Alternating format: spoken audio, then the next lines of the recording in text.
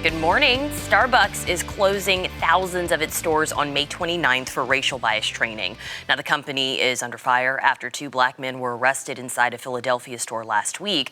Now, the CEO has come out and apologized and met with those men. So we want to extend the conversation about this a bit this morning. Joining me now is Cindi Bright, and you do diversity training. You actually go to different workplaces and teach employees about diversity. So we want to get your opinion on this. I think first and foremost, do you think this 1 day of training that's coming up next month is sufficient? Well, I think it's a start. And so I commend Starbucks for taking the steps to start addressing the issue. And so training is a good first step for them. So yes, do I think it's enough? No, probably not. So give us a little bit of insight, because this is what you do essentially. I mean, you go to different companies and you talk about diversity training. What types of things do you think these employees are going to learn about on that day? well, mostly what I do is I focus on what I call the ecosystem, so all of the systems that are in place in companies that are affecting women and people of color. Bias training is a slice of the pie, but it's not the entire pie. So I try to work with businesses to help them to understand there's much more at play than just the training aspect to it. And so the racism issue that Starbucks is dealing with is inside of many companies. And so it's a pretty significant issue from my perspective. Do you find it challenging when you're talking to people and addressing bias who feel like they have none, or they don't know how to, determine what's biased and what's not in their own actions? Yeah, I do. I think that, biases are inherent in a lot of folks. And if you are not self-aware or have self-awareness about your own self and how you show up with other people, then you will miss the boat on the bias training. And so yeah, it's a tough area for people to come to terms with.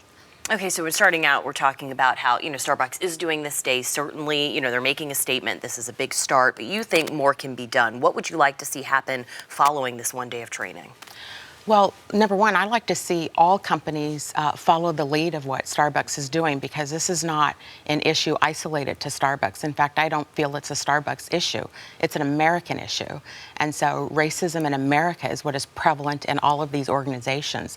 And in fact, I feel that there's a strong correlation between diversity progress or lack thereof and the racism that exists in the workplace. And so what I'd like to see is the other CEOs in this region start following lead of Kevin Johnson and coming together and having the conversations that need to be had. I know they tried it a couple of years ago, and I thought I stood behind Starbucks when they came out with the Race Together conversation. So it's necessary as far as I'm concerned. It is swept under the rug constantly, and it needs to come out to the forefront.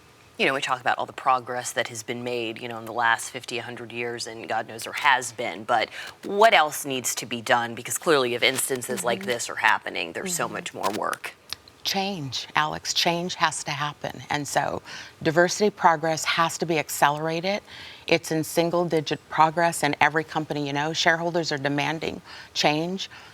Intentional change has to occur, and it has to go way faster than the speed of what it's been doing for the last several years. So that's what I believe is necessary. So okay, it's what I do. It is well, thank you for the insight of what, these thousands of employees are going to experience next month. And hopefully, like you say, this is the start of something and not just a blip on the radar. Correct. That's what I'm really hopeful for. I'm really working with people to try to help move that needle forward. In fact, I'm pretty excited because in the next couple of weeks, I'm going to be doing something a little bit more public about this very issue. And so you will hear my name more in the next couple of weeks about this whole issue of diversity. So, all right. Well, we're looking forward to it. You'll have to come back and I share will. with us when you're able to reveal what's coming next for you, Cindi. I will. Thank you guys for having me on today. Thank you for taking the time to talk about this important topic.